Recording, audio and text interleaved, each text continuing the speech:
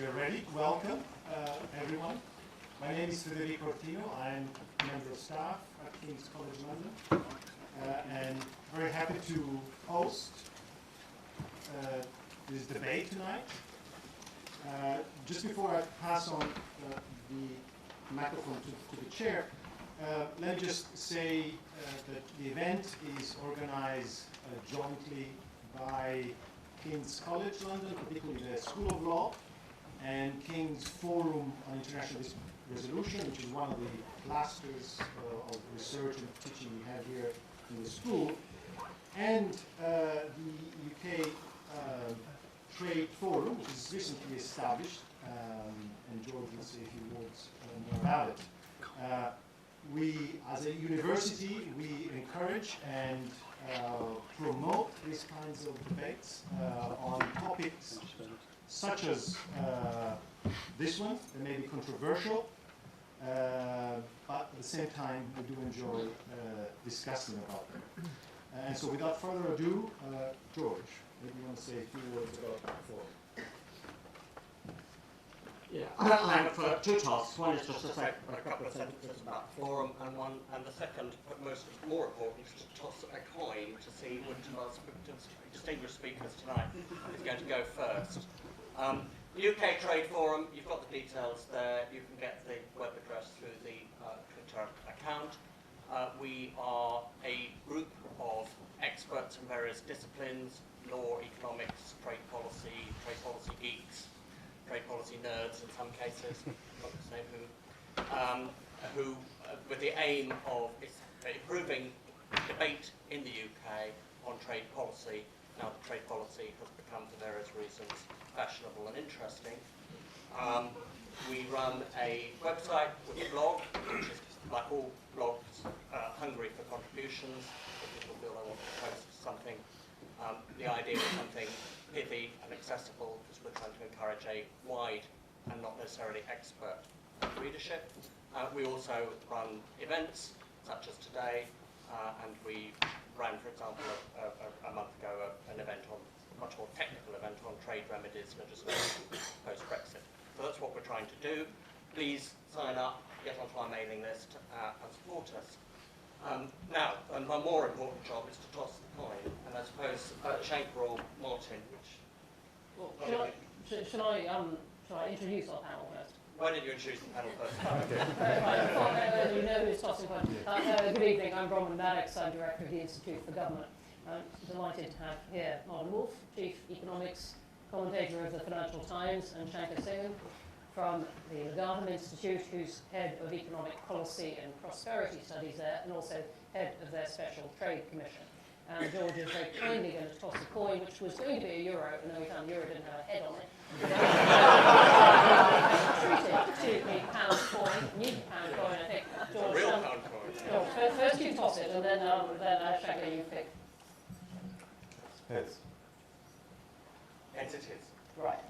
This isn't a formal debate in the sense that we're going to ask you to vote, but it is fairly formal in its structure, in that each of our speakers is going to speak for 10 minutes first, and then a short 5-minute riposte. Then there's going to be questions from you, and then a final parting shot, if you like. And with that, Shanker, off you go.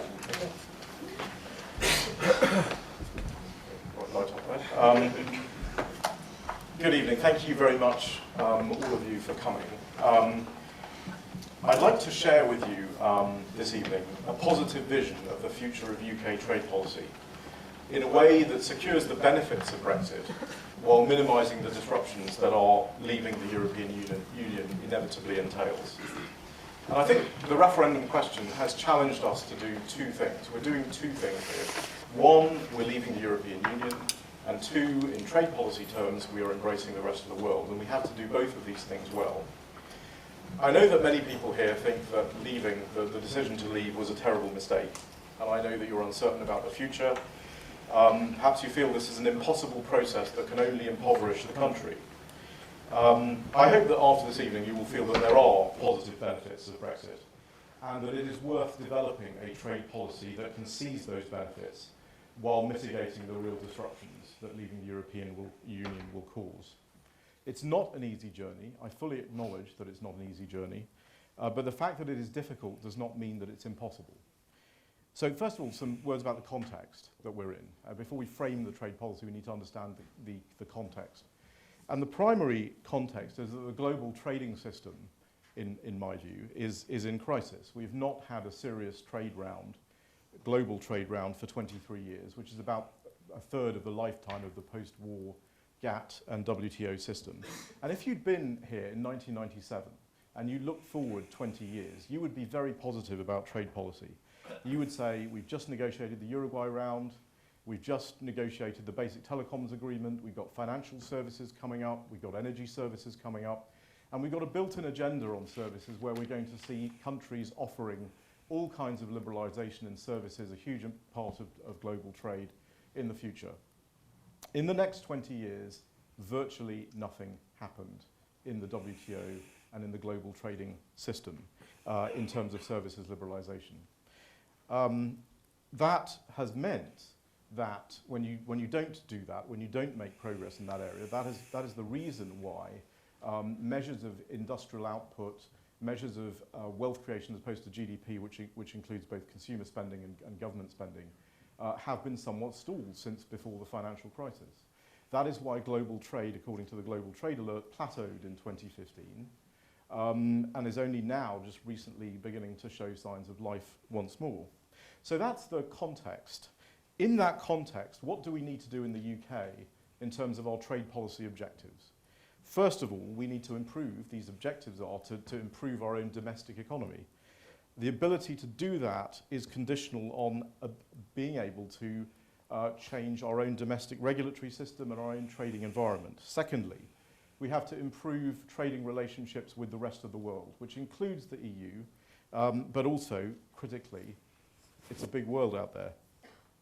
And then thirdly, playing our part as a major trading nation to improve global economic governance structures by contributing to necessary structural reform and the elimination of trade barriers and market distortions. The challenge is, of course, what trade policy could we have that would achieve those objectives? And I think from a business perspective, what you want to do is you want to ensure that you are understanding or advocating what you want the world to look like, not just the UK-EU supply chain, because clearly managers of the UK-EU supply chain will not want anything to change. So I believe you build this trade policy on 4 fundamental pillars. First, what we can do unilaterally. We need to be able to improve our domestic and regulatory environment. I don't believe that in terms of unilateral reforms in the UK, that the European Union regulatory system is a force for liberalisation and a force for reducing distortions. We've only got to look at the possibility of REACH-style regulation around the world, the General Data Protection Regulation, Financial Services Regulation, MiFID II, the list is a long list. And because of the Brussels effect, which many people have written about, there's a danger that firms will choose the most stringent regulatory environment, which destroys wealth out of the economy and contracts global opportunities. In agriculture, ferocious interpretation of the precautionary principle by the EU has thwarted new technologies and prevented non-EU firms from reaching EU markets, including the UK. This is wealth destructive and it increases price for consumers. Regulatory autonomy, though, does not mean massive deregulation. What it means is better regulation, regulation that benefits consumers, benefits firms, and is not unduly burdensome and anti-competitive. It also means being free to reduce our own tariffs where we can, so that we can lower prices and give greater choice for consumers, particularly the poorest among us. Bilaterally, obviously there's the EU relationship, but there's also relationships with other countries, notably, for example, the US. Now, I don't think this is a binary choice. I think we can have a good, comprehensive free trade agreement with the European Union, which we have advocated since July of 2016, including interim measures. Why do I think both sides will come to an agreement on this, which will include regulatory issues and regulatory recognition? Because A, there's too much aligned interest for this not to happen, but more importantly, with respect to regulation and the move towards pro-competitive regulation, the EU and all the member states have agreed in the OECD, in the competition assessment toolkit of the OECD, that regulation should be the least anti-competitive consistent with regulatory goal. They've agreed in the WTO, regulation should be the least trade restrictive consistent with the regulatory goal in the TBT and SPS agreements. So there is a framework on which we can build. The EU has agreed with the US in the insurance covered agreement regulatory recognition even where other countries have different regulatory systems. Our ability to do bilateral deals with other countries will also help us with the European Union. It will make them a better negotiator. In my experience dealing with the European Union, if they think that they are the only game in town, you will not have a good result. If they know that there are other parties that we are negotiating with, we will get a better result. But critically, we cannot lock into the European regulatory system in order to achieve that result. We can't be in the customs union, we can't be in the single market. Now, we've got to be able to differentiate ourselves from the EU. If we present exactly like the EU, except smaller, then we are just a smaller version of the EU and we are not interesting to other countries. The third limb is plurilateral, what we can do plurilaterally, and we've talked about accession to big platform agreements like the TPP, for which we would need control of our tariff schedules and regulatory autonomy. Finally, multilaterally, what we can do in the WTO. Trade policy is not formulated by simply aggregating the sum total of business inputs into the process. It is also based on geostrategic concerns. It is based on geopolitical concerns. And in the global battle between state-led capitalism and market-based capitalism, if you will, I believe the UK could be a key player. And so the fourth pillar of this agenda is how we operate decisively in the WTO. This is not to say that I believe the UK can be like some swashbuckling buccaneer from the 16th century telling other countries what to do. But the mere fact that the second biggest exporter of services, one of the biggest foreign investors in the world, one of the biggest sites of foreign investment in the world, is a trade policy player, will make a difference. And my conversations with chief trade negotiators from other countries, from WTO ambassadors from other countries, suggests that actually not only do they hope that the UK will play a part in this, but they would be surprised and disappointed if we didn't. And of course, UK firms will massively benefit from the liberalisation and the reduction of market distortions and behind the border barriers that will follow. So in conclusion, all of this means that we cannot be in the customs union. We must have control of our tariff schedules so that we can negotiate with other countries. We must have regulatory autonomy so that we can negotiate with other countries. We can't be in a customs union. We can't take, to have the services liberalisation that we need as a country of the second biggest exporter of services, we are going to need to have maximum flexibility to negotiate around the world. And that is why we can't be in a customs union of any kind. And I believe that our country is capable of harnessing the private sector talents, the public sector talents that we see and that we have, and I'm confident that we will succeed. And I believe that there is a bright future for the UK if it is able to implement this kind of trade policy. Thank you.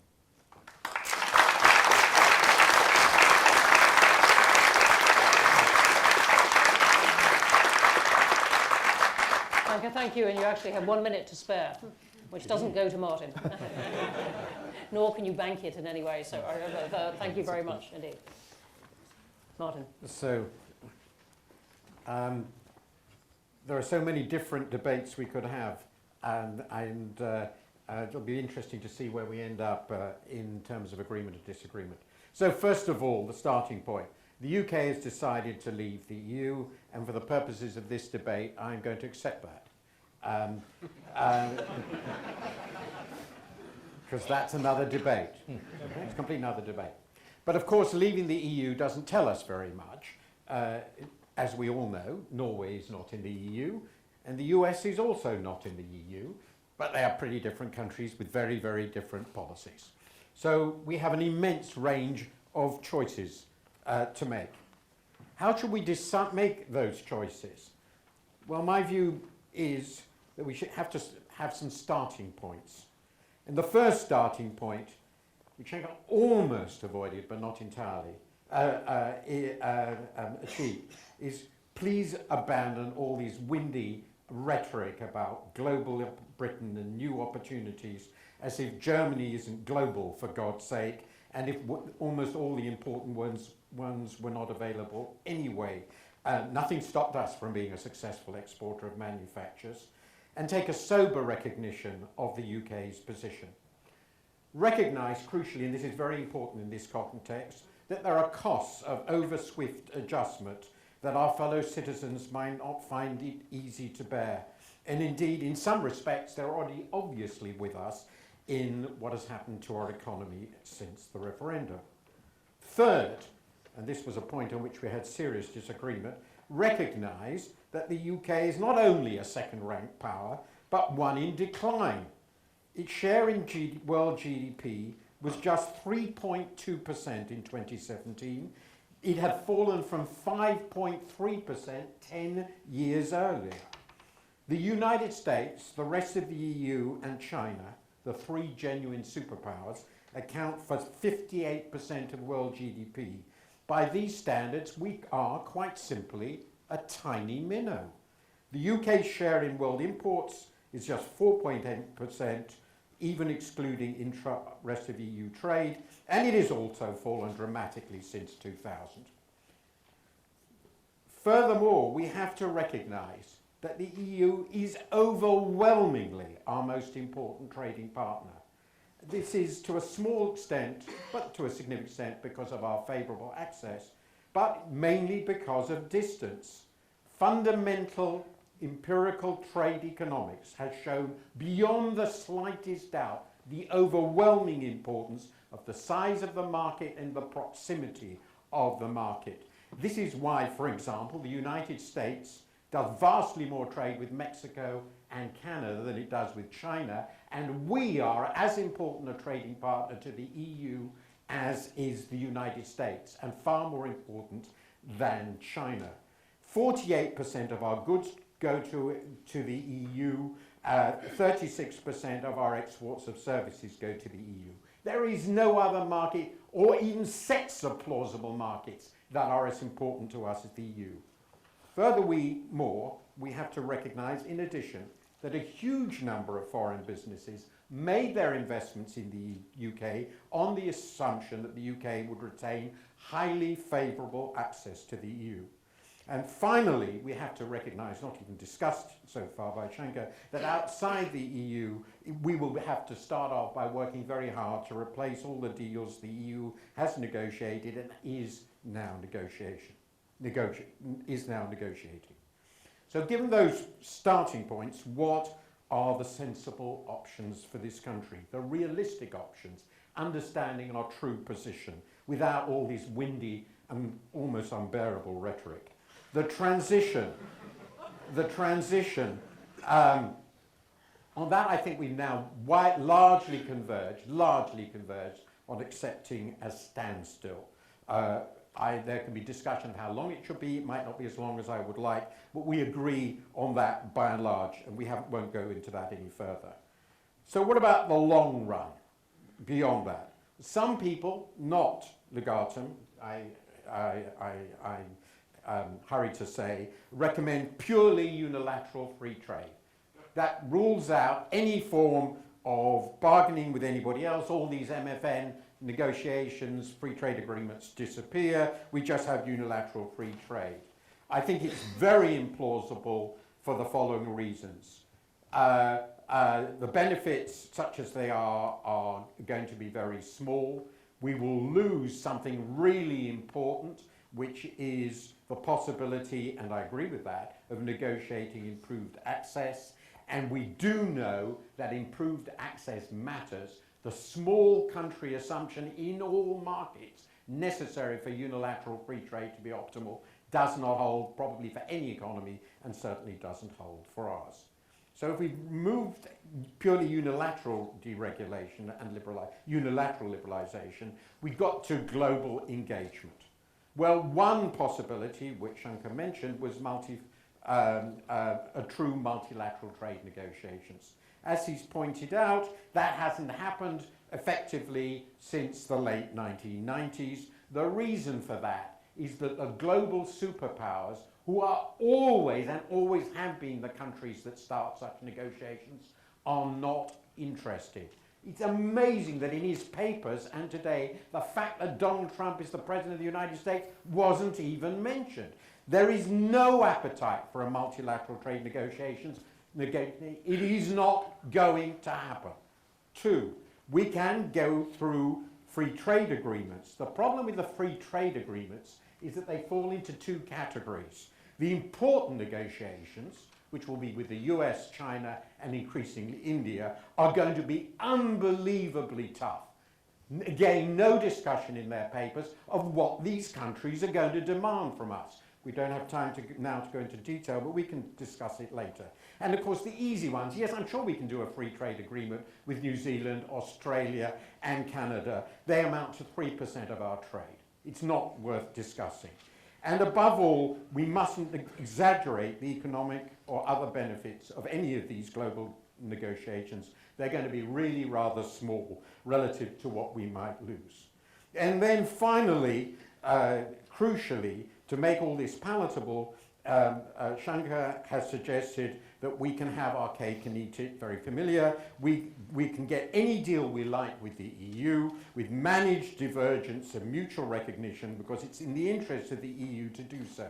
Now, the account given of the EU in the Legatum documents is quite extraordinary, because what it says is, here is this completely sclerotic, unbelievably bureaucratic, impossibly inflexible entity, which will nonetheless agree completely with us on our desire to have mutual recognition of regulatory standards to allow free service trade, which, by the way, hasn't worked, despite the examples he gives it, in any other negotiations. The only negotiations that have seriously liberalised trade and services at all have been within the EU. Now, I followed these things pretty closely for 25 years.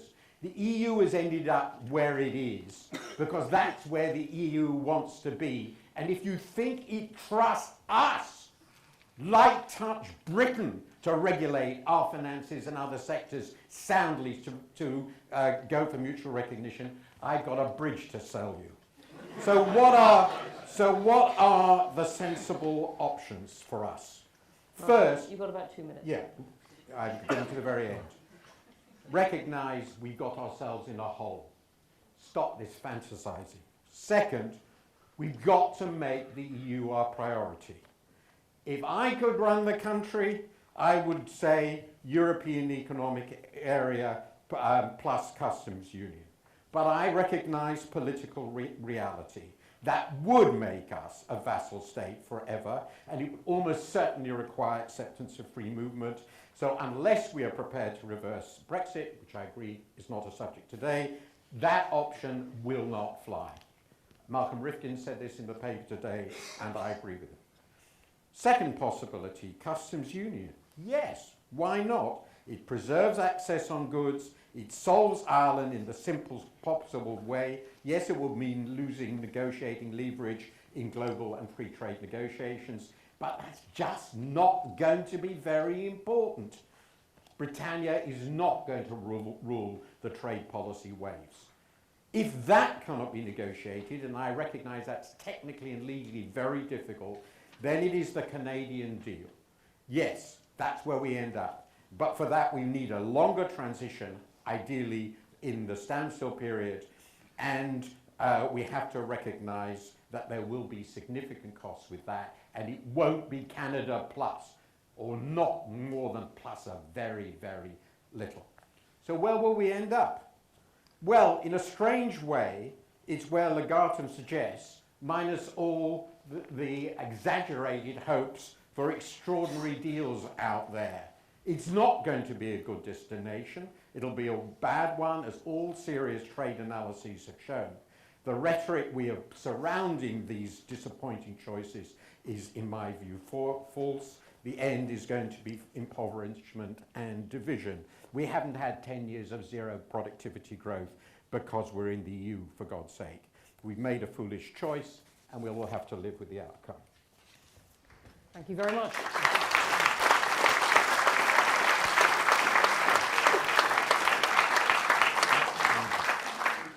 All right, many questions we could all ask. We're going to press straight on. Shanker, you have 5 minutes to respond to that, among other points that geography matters, size matters. We're a minnow, the superpowers aren't interested, and our potential trade partners are going to jump all over us. Great. Okay. I'll just go through a couple of things that Martin has said. First of all, other options. Why do we think that we have to be in control of tariff schedules and in control of our regulatory environment?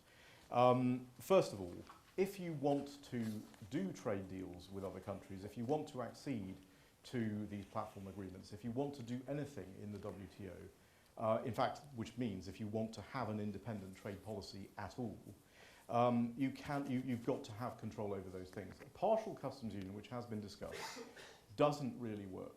It doesn't work because this problem it's trying to solve is to ensure that there are no checks.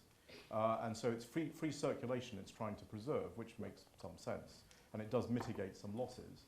But the problem is, in order to do that, it's the rules of the single market you have to accept in your partial customs union. It is the combination of those things that takes your trade policy off the table. EEA, EFTA type arrangements, all of these arrangements, as long as you are ceding control of your regulatory system, think about the negotiation with the US or with anybody else. You have to actually go, you have to sit at the table with them and you have to say, we're ready to offer these things. If they say to you, we need this to be changed in order for us to do a trade deal, and your response is, well, you're going to have to talk to Brussels about that. We are not going to get very far, which is why we're going to present just like the European Union, and that will be an unsuccessful result for us. Is the UK in decline, second-rate power, etc.? All I can say is that when I talk to people in the rest of the world, they do not share that view. They believe that they know, it's a fact, that the UK is the second biggest exporter of services. We are still a significant investor in the world. We are still a significant site for foreign investment. And in trade policy terms, that is actually what matters. And I think quite often, our view of ourselves and the way that the rest of the world views us are completely different. This is a point that Lockwood Smith has made. Our trade with the European Union, and how important is our trade with the European Union? Our trade with the European Union is very important, and no one has suggested otherwise. However, there are some facts here.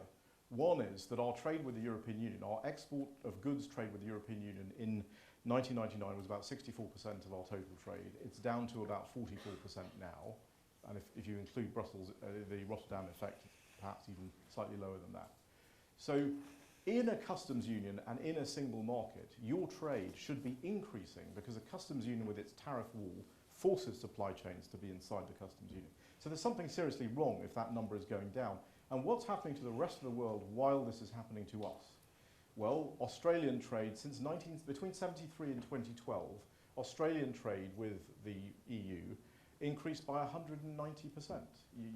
Our trade increased in that same period by 70%. US trade with the EU increased by 120%. I mean, we are the lowest of the increases of major powers with the European Union during that period. Martin talked a lot about the gravity model, which you hear a lot about. But first of all, with respect to the gravity model and trade and geography, the model is very specific about, and the proper gravity equation includes relativistic concepts. So, for example, it's not just about geographic distance, it's about cultural distance, it's about language distance, it's about regulatory barriers. Two countries next to each other with massive regulatory barriers are not going to trade very much with each other. So there are a lot of other factors, and in fact, we managed very big supply chains over 200 years ago. Not we, the UK, the world, managed very big supply chains.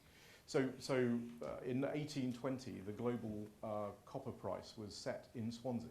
Why? Because we were mining copper in Chile, sending it back to the Welsh valleys where energy was applied to it and trading it around the world.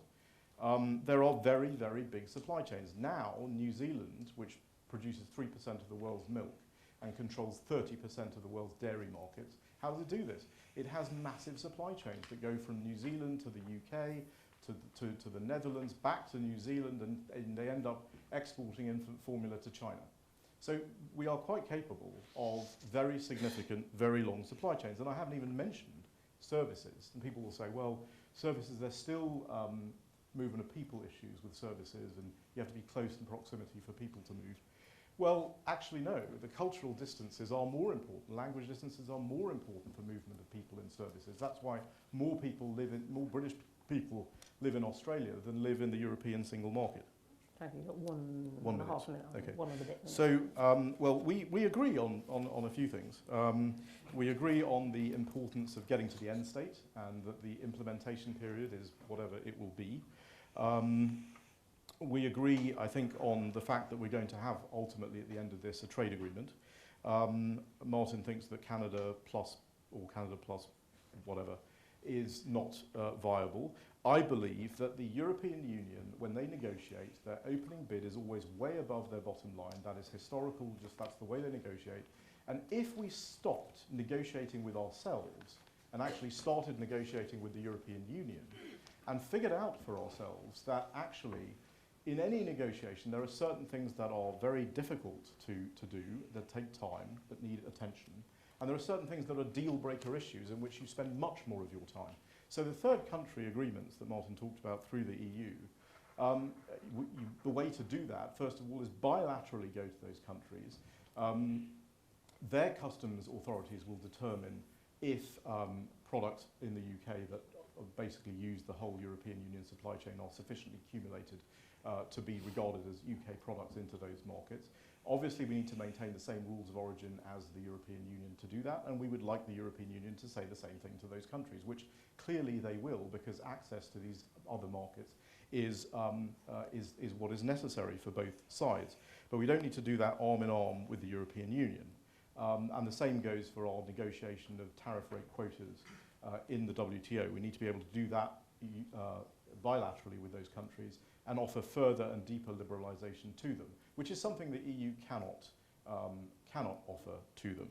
I think the European Union, and the crux of this, of course, the whole thing turns on regulatory recognition and pro-competitive regulation. And why I think they will do this is, the evidence I have for this is many things. I mentioned the US Shanker, EU. you are now coming to the end. Okay, I mentioned the US-EU covered agreement. They do mutually recognise AEO programmes with 27 other countries that aren't identical to the European programme. So they can do this, and they have done this in the past, and I believe they will do that again. Most importantly, in the December WTO ministerial, the US, the EU and Japan agreed that they would reduce market distortions in third countries and in whatever fora they could find. And if I was a UK negotiator sitting opposite the table of my European colleagues, I would say, you know, you agreed that in the WTO. We are a third country. We are a forum. Here are our ideas on reducing market distortion. Here are our ideas on regulatory recognition. They're built on the existing WTO and OECD frameworks, which you've already agreed with. Tell us why that's not a good idea. Thank you.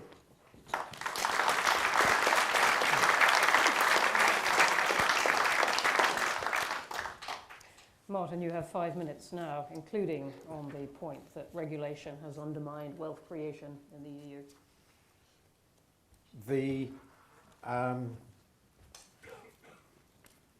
So let's just thinking of how to handle the many different points that have been made. Just let me start off with, since it was a nice rhetorical touch before I deal with some of the more serious ones, that you have gone around meeting people, I presume in the trade negotiating community, who don't recognise my description of Britain's weight and position in the world.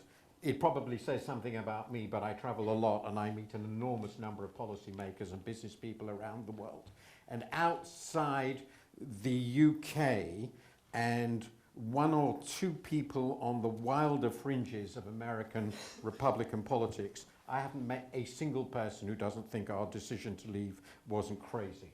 So I don't know what foreigners you're meeting, but they ain't mine. And I have quite a wide range of people, including, of course, a very large proportion of people in the financial sector with whom I have engaged in lengthy discussions of the problems that this is going to create for us.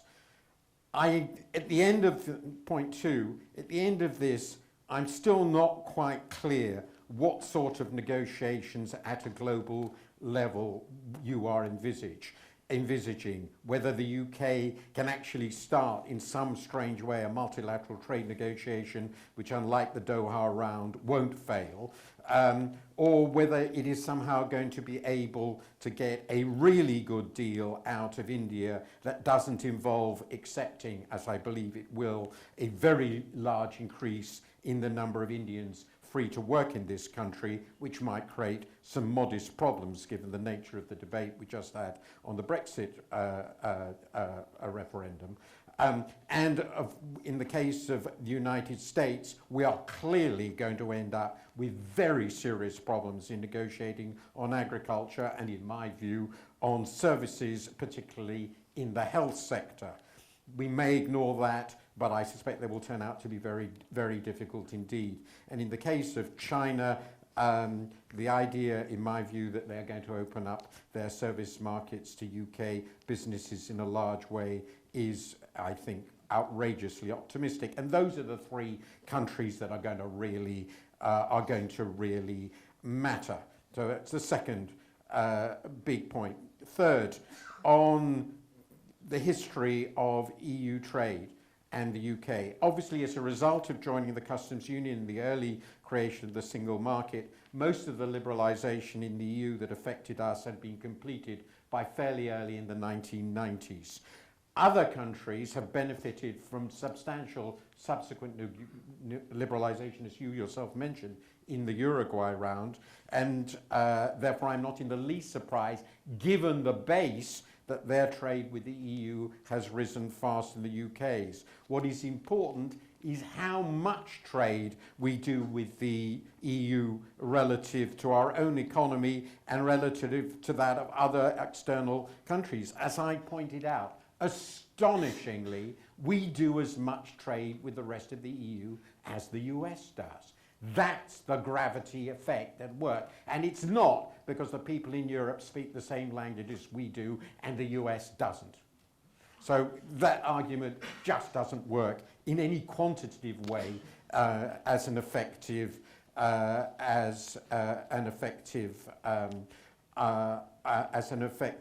argument. We come back, I think this is towards the end, yes, probably. Yes, you got about 8 minutes. To this question of how the EU is going to deal with us from a regulatory point of view. One of the things, just on a specific point before I get to the broader point, one of the things that trade ministers and other ministers are prone to do is signing documents that they don't mean.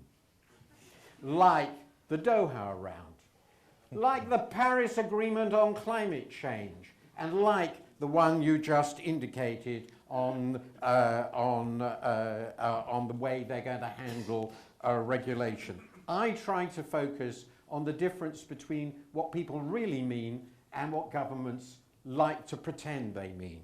And I will tell you what the EU really means, in my view, and I've only followed it for 35 years. And that is, they are really determined not to have their regulatory structures undermined by what, in their view, are regimes interested in undercutting them through regulatory competition, which, by the way, is the model you put forward.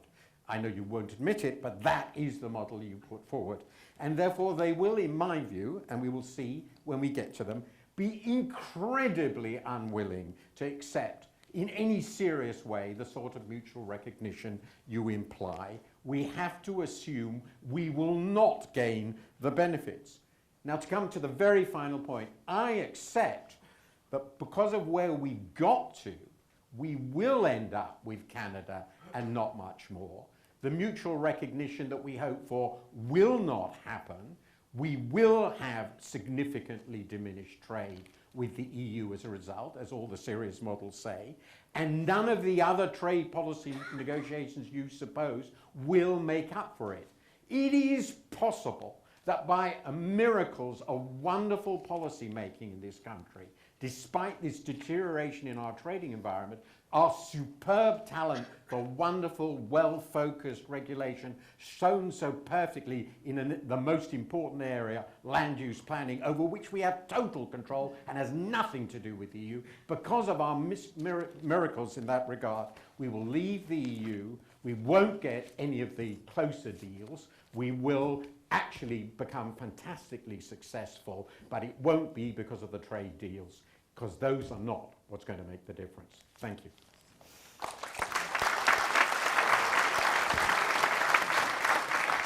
All right, thank you both. Lots and lots of points there. Let me ask you both, or each one question, before we go to wider questions. Shanker, let me pick up on one of Martin's final points there. We're facing, he says, the almost certainty of diminished trade, extremely diminished trade with the EU. And the EU is not going to give us the kind of deal you've described, which will allow us to have the kind of freedom we want in regulation. So, what do you say to that proposition that we're almost certain to see diminished trade with the EU? Well, as I said at the beginning, there is no doubt that leaving the European Union will entail disruptions.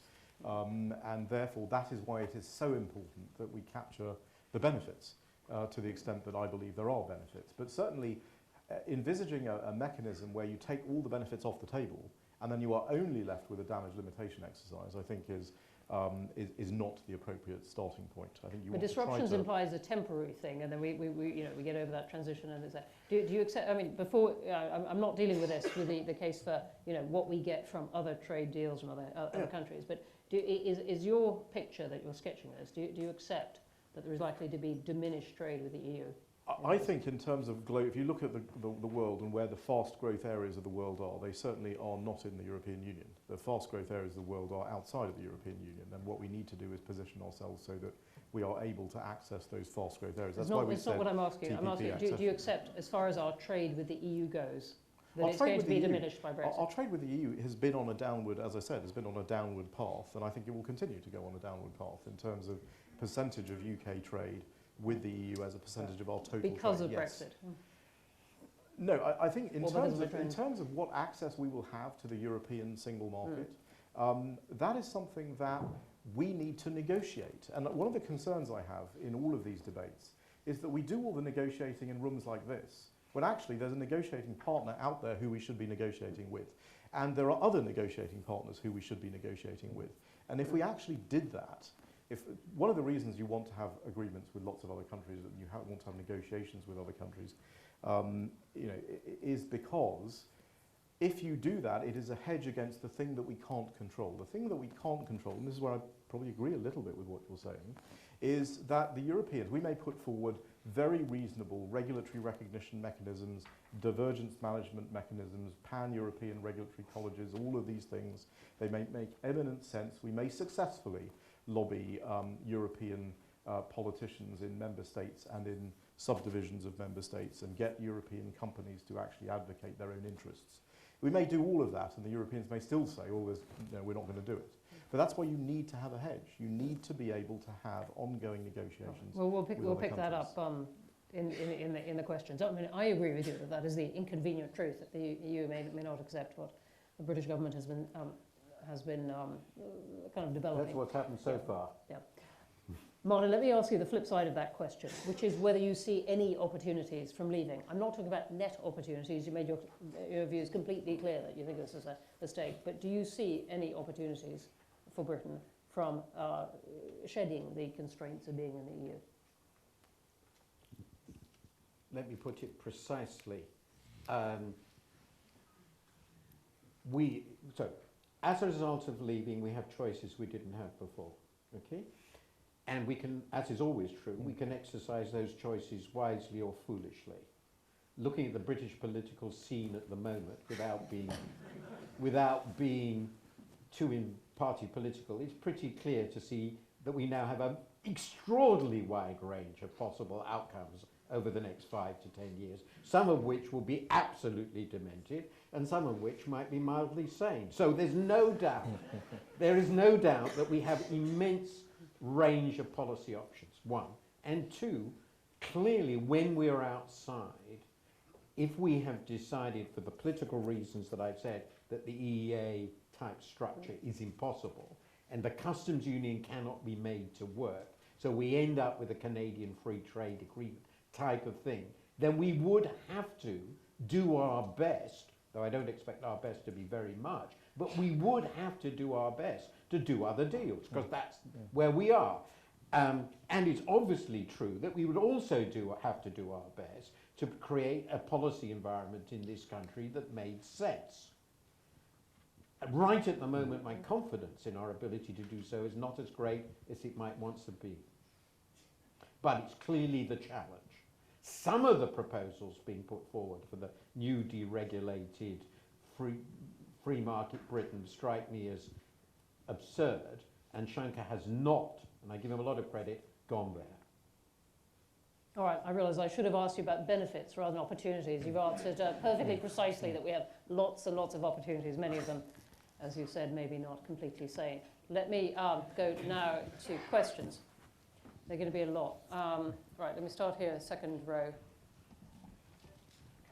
Could you wait for the microphone, please? And if you'd like to give your name, that would be great. Thank you.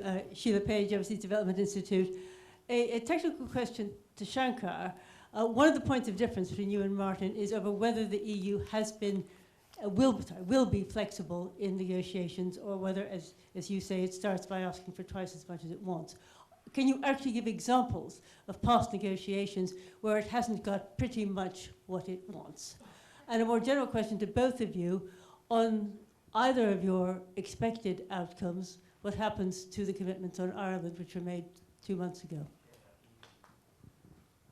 Okay, great. Two good questions. Let's start there. I may begin to take them in twos. There's a lot of hands up, but we've got two good ones there. Shanker.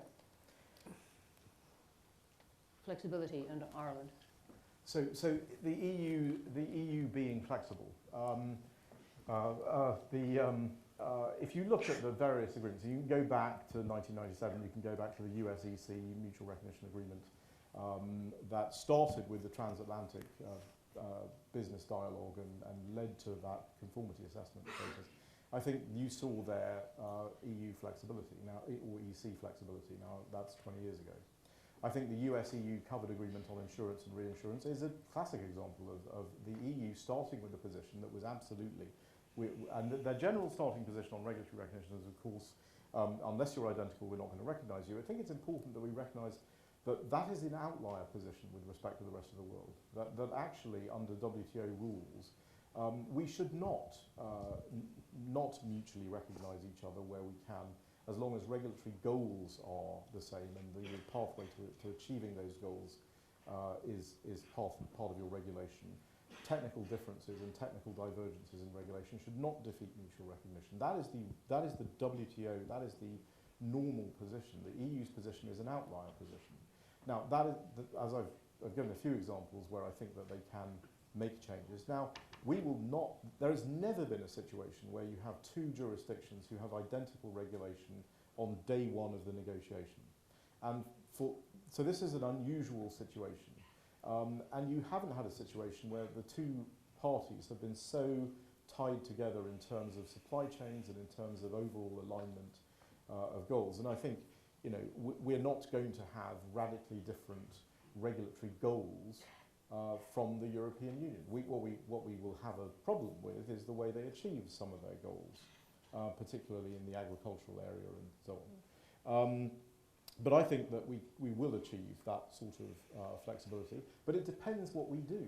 And I actually agree with Martin on this point, which is if you negotiate by starting from the EU framework and working from there, and you basically say, well, whatever the EU says, we're just going to accept and we're going to just do whatever they tell us, in the hope that the goodwill will arise to negotiate better with them, then you are not going to get a good result. And yes, we have been doing a little bit too much of that. And that needs to change. We need to have a negotiating architecture that involves, there are no countries in the world that have two trade negotiators. Every country has one trade negotiator because that's the only way you can actually do deals across the piece and actually have a sensible trade policy. So we absolutely need to have one trade negotiator. the trade dimensions of the UK-EU agreement and the rest of our trade policy need to be under one roof with one negotiator. And if we don't do that, if we continue to bifurcate the EU process and the rest of the world process, yes, I agree with you, we will have problems. We won't be able to bring the pressure to bear on the EU that we need to. Now, I'll finally say that every trade negotiator feels under enormous pressure. They should do. They should feel under enormous pressure. I don't get a sense that Michel Barnier is under any pressure at all. Now, one of the things that needs to happen, a sensible negotiator, when I started doing work in trade policy and trade law, they would say, if you're negotiating with the US, you negotiate with the member states of the US. You negotiate with the special interests of the US. If you're negotiating with the EU, you negotiate with the member states. We haven't done that in a serious fashion. We need to do more of that. We need to identify the real costs to European companies and where those costs are located, because those costs are actually located in some very difficult places.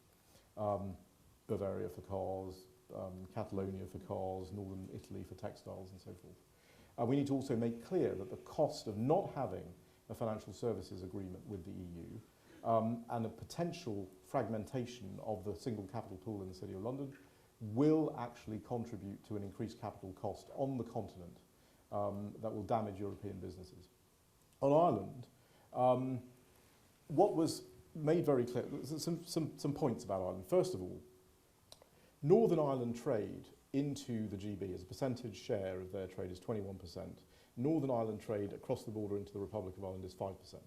And the figures are about the same if you reverse Republic of Ireland into Northern Ireland and into GB. So actually what matters more for Republic of Ireland interests and for Northern Irish interests is ensuring that we have a good trade agreement with the EU. That is the thing that matters the most. There are many ways we can mitigate the issues related to hardening of the Irish borders in terms of trusted trader programs, AEO programs. There are 53 non-SME businesses in Northern Ireland that trade into the Republic of Ireland, 53. Most trade across the border is high frequency, low volume trade. There is under the Union Customs Code a €6,000 exemption where you don't have to prove you don't have to prove origin. We can do special economic zones in Northern Ireland. If the EU actually wants to help the Republic of Ireland, they would allow them to do a contiguous special economic zone into the border region of the Republic of Ireland. The Poles had a devil of a time trying to get their free trade zones agreed in the EU. But this is something the EU could do as an indication that they are treating the Republic of Ireland, Northern Ireland situation as a unique and special case. And in terms of technology, the European Parliament has already reported on this and talked about what technology can arise as a result, in order to make sure that we're not hardening the Irish border as much as we can.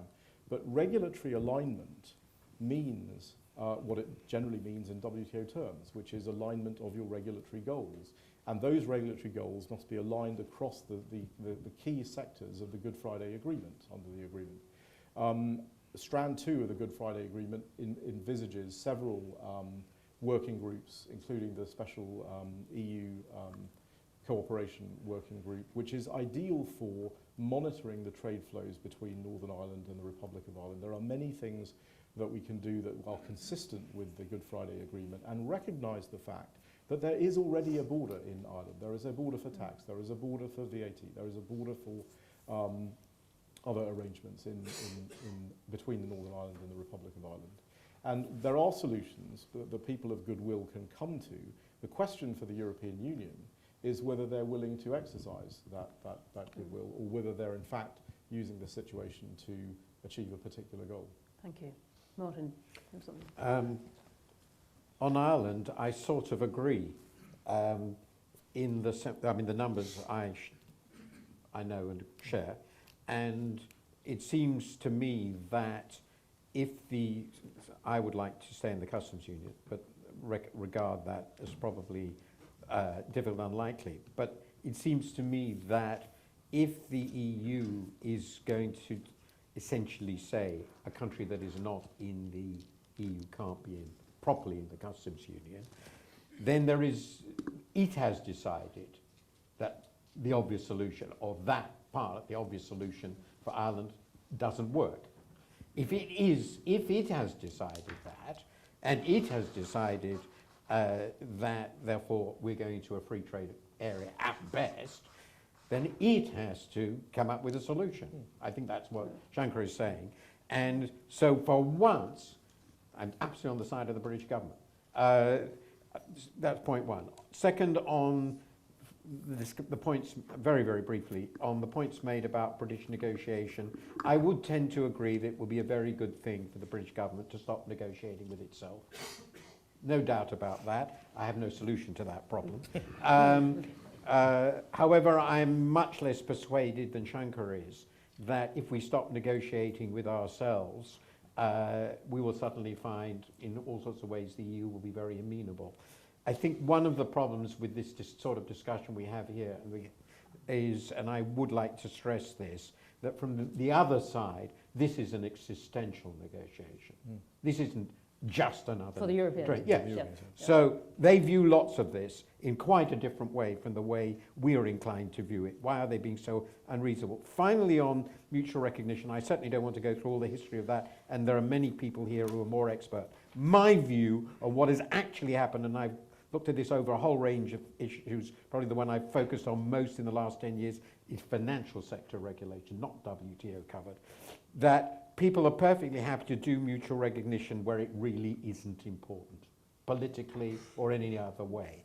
But when it's really important, you try going for mutual recognition on capital requirements in the banking system.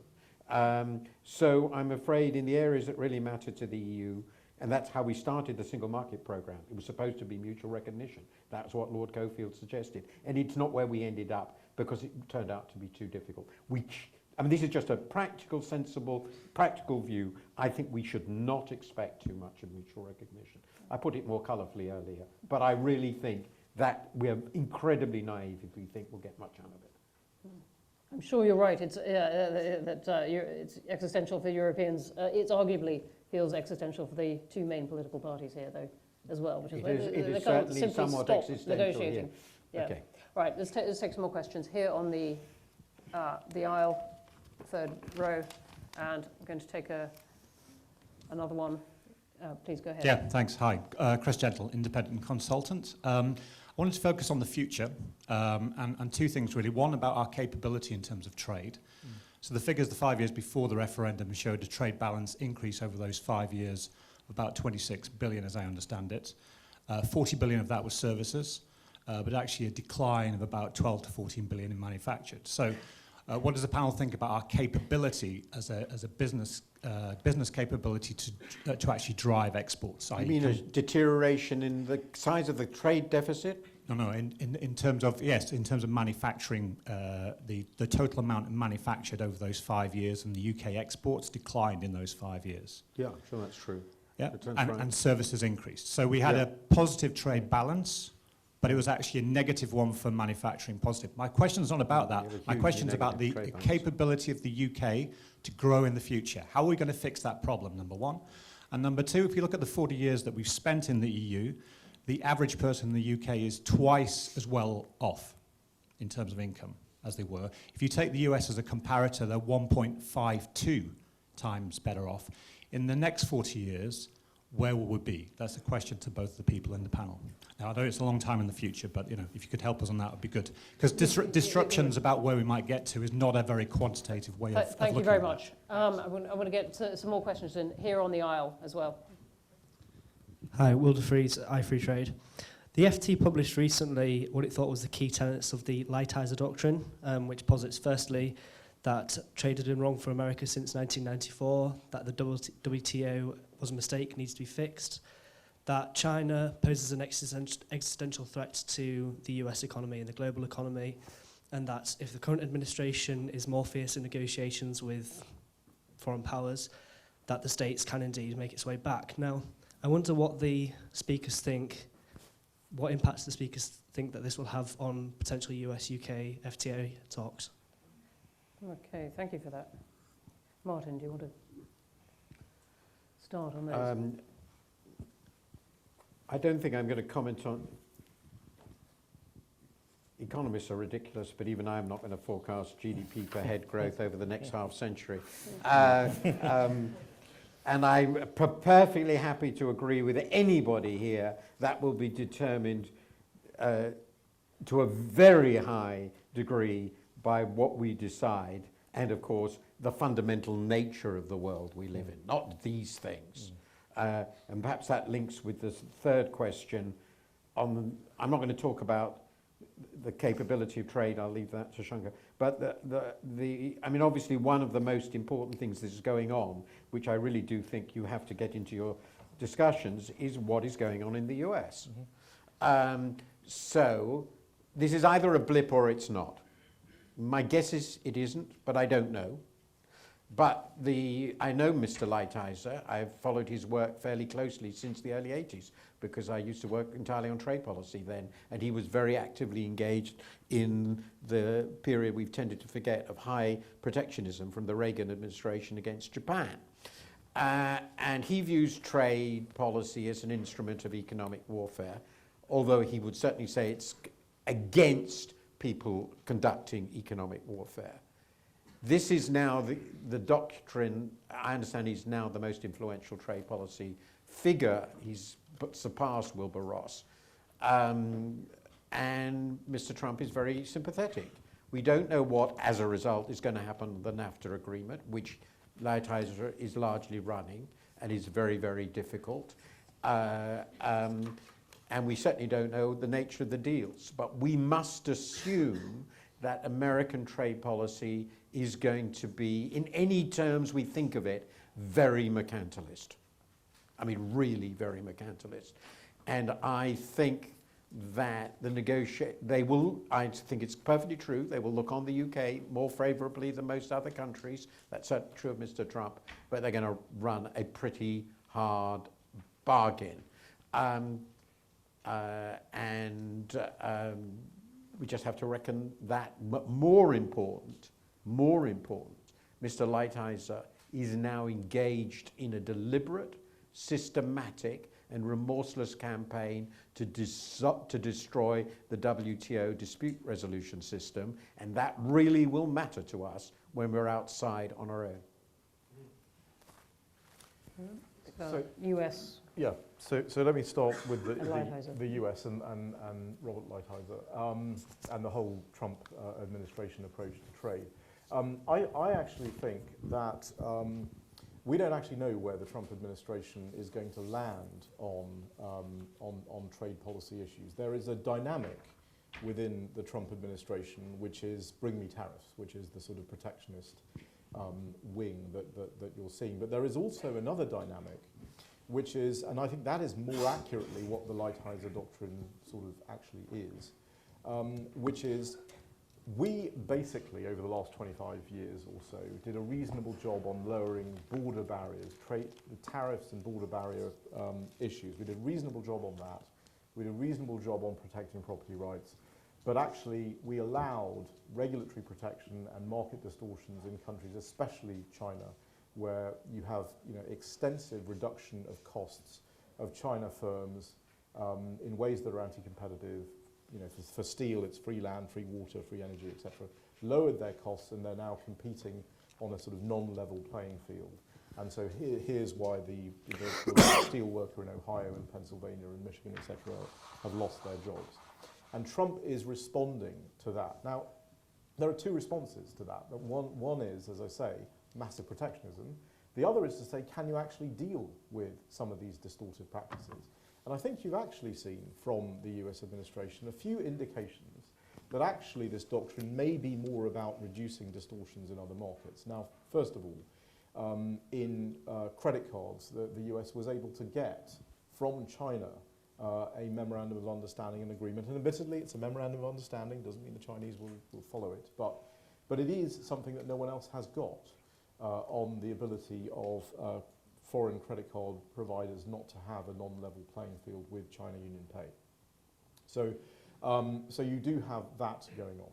You also have, and I think the WTO ministerial was actually quite an indication of a move from if the multilateral system fails, then nothing happens and there's no agreement, to more of a plurilateral framework where you actually have, so for example, in the e-commerce working group, where the multilateral e-commerce working group was not successful in the recent Buenos Aires trade ministerial. Stephen Chobo, and this is to the point that the UK can play a role, Australia was able to bring 70 countries together on e-commerce to launch the plurilateral agreement. Stephen Chobo did fantastic work in that area. But the US played a part in this plurilateralization of a lot of the WTO initiatives. And I think that's where we might actually see from the US a bit more of a constructive approach with respect to the multilateral trading system. If their particular needs, which are to do with distortion, are being actually played out. And you obviously have in the WTO also the domestic regulation work, which again the US will have a very strong position on. So I actually think that it's a bit more nuanced and we don't really know where it's going. But you know, remember Donald Trump, who famously pulled the US out of the TPP, has relatively recently said, well, I can envisage a world where the US was back in the TPP. So, and on NAFTA renegotiation... The point you're making by that is what?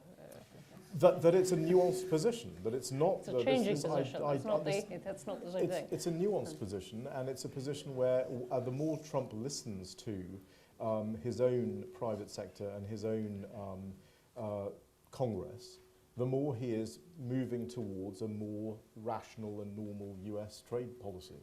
It's not to say I think it's perfect trade policy. I think there are major problems with the US in trade negotiations, and Martin correctly mentioned the appellate body in the WTO and their approach to that. That's because they're losing cases.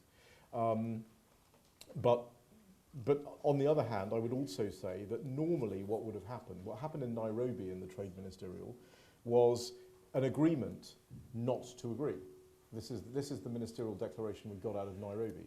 Well, there was no declaration that came out of the Buenos Aires ministerial, and Lighthizer left. He came for a day, he didn't get what he wanted, and he left. And actually, the fact that he left has made the rest of the world understand that they are also participants in the system, and they need to not rely entirely on US leadership all the time, and we don't have US leadership, which is one of the reasons why the second biggest exporter of services needs to get to the table. Thanks for that. Let's take some more. Are there people at the back? Let me take, sorry, the lights are very bright. The person furthest back. Yes? Yep. But it helps the record and all kinds of things. Mr. Wolf, you started off being incredibly negative about the position of the United Kingdom. And you remind me of a Japanese soldier in the jungle who can't accept that the war is over. and you said that you accept that we are where we are, and then you continue to bang on, quite clearly making the point that you're not very happy at all that people have voted to leave the EU. Thank you. Do you have a question? Thank you. The question, you said that 48% of our goods go out to the EU. Does that take into account the Rotterdam effect? 48% of our exports. The answer is I looked at that. I thought you'd know that. Yes, I looked at that, and the answer to that is it would knock off a couple of percentage points. Does anybody else know if that's correct? And would you like, I have a question. So you're not sure of your figures? No, I'm absolutely sure of my figures. Okay, 48% is the official trade figures. The Rotterdam effect is a guess, but the guess is that it would knock off about 2 percentage points. You have a fantastically negative view of an amazing opportunity in front of us. Look at the wealth of Singapore. That's another point. Excuse me, sir. Thanks for your point. Would you like to say who you are?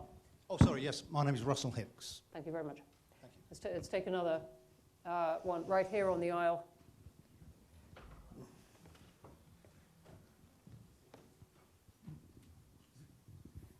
Thank you. Michael Gasserek, University of Sussex, UK Trade Policy Observatory. First of all, I have two questions. First question is for Shanker. You talked about possible disruptions from leaving the EU for the UK. You talked about that we should focus on talking to EU partner countries and think about the cost to them. So there's clearly an element of cost from Brexit. So I have a very specific question, because I know the Legatum Institute has done various bits of quasi-empirical work. If the UK, when the UK leaves the EU, imagine that there was no change in regulations, no better regulation. Without that world, what do you estimate would be the impact on the UK economy? Or to put that question slightly differently, how big a productivity change do you need from better regulation in order to mitigate, offset against any possible negative effects? The second question is to both speakers, and it's a version of Sheila's question earlier, but I want to sort of make it slightly, perhaps more focused, which is, do you believe that it is possible not to have border controls in Ireland if the UK leaves the customs union and the single market? All right. Thank you. Good questions. Though, could people restrict themselves to one from now on? I'm going to squeeze in two more in the same round. In the green shirt. Hi, Jack Graham, Apolitical. We've talked a lot about the trade of goods and services, but going forward into the future, the movement of people is going to become an increasingly huge part of trade negotiations.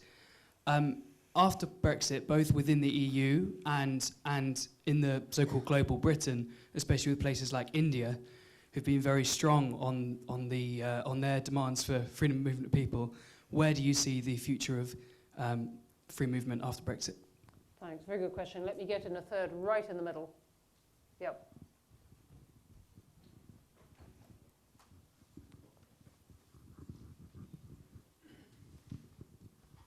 I just wanted to ask the panel, because I got a bit stuck. Could you just expand on the point about why a trade deal with Canada would be difficult? Thank you. Thank you. Would you like to give your name? Oh, no. That's all right.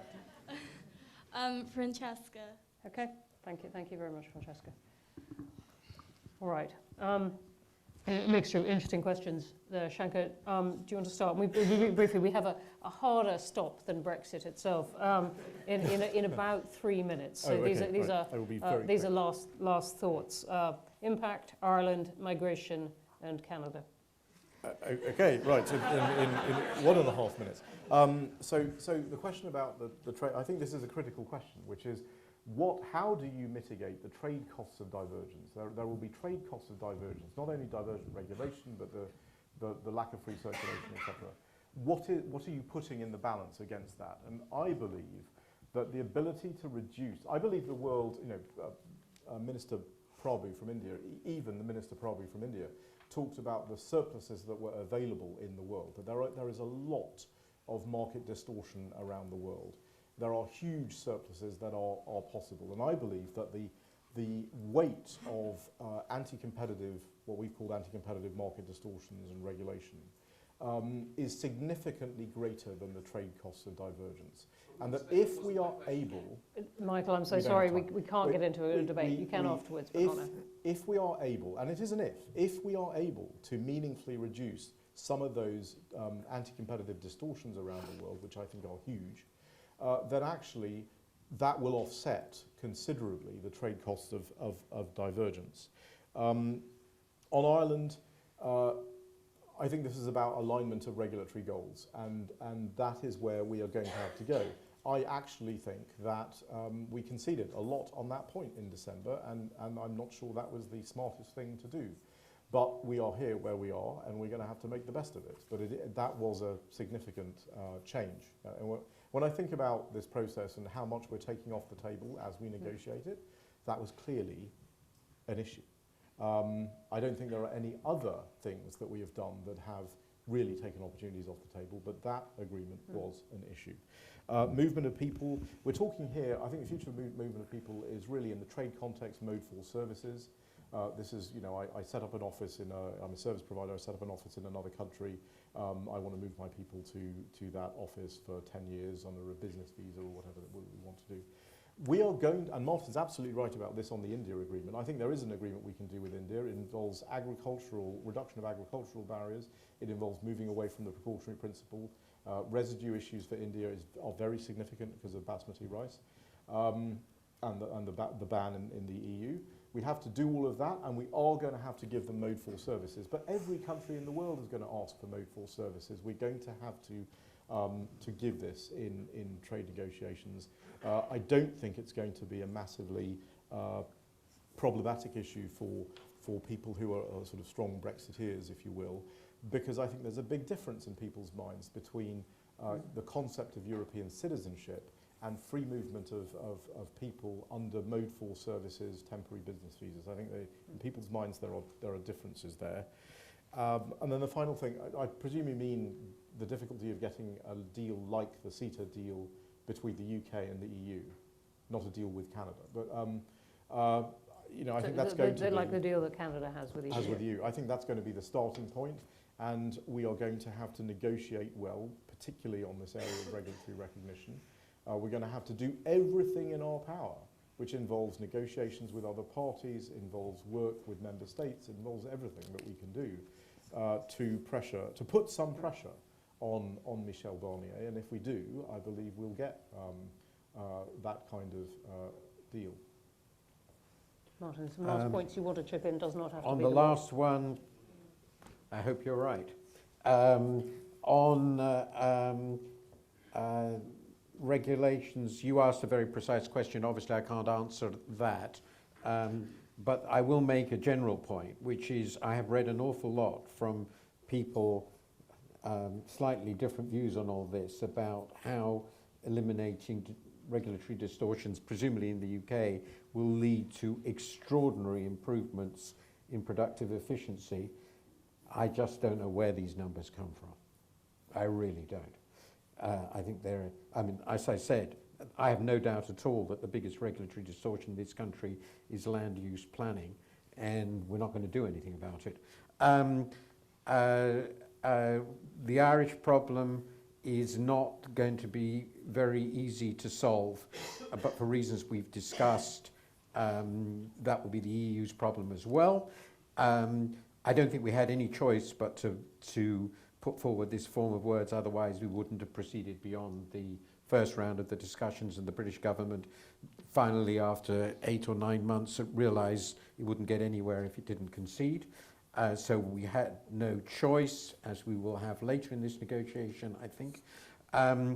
But it's going to be very difficult to solve the Irish problem with the sort of outcomes we're talking about. And finally, I think Mode 4 will be significantly more problematic than you suggest, but it always depends on numbers, on scale. I don't think we have time to explain what Mode 4 is, so no, we don't. We'll leave that aside. Leave it aside. A more profound question, which we haven't discussed rightly because it will be a big issue, is, and you do discuss that sensibly in your paper, is we are going to have to end up with a new immigration policy. And I have noticed that the British government hasn't really got very far in developing one, presumably because ministers are profoundly in disagreement on this, and rightly so, because it is a hugely difficult question, one of many that we'll be confronting in the years ahead. We will. On that note, thank you all very much for coming. Thank you for terrific questions. I'm really sorry I couldn't get them all in, and actually not close to get them all in, but they were very good ones. There will be much, much more to say on this. And I say, just on behalf of my home team at the Institute for Government, we publish an awful lot on this too. We'll take issue with these things. Many thanks to the organisers, King's and the UK Trade Forum, and to Martin and Shanker.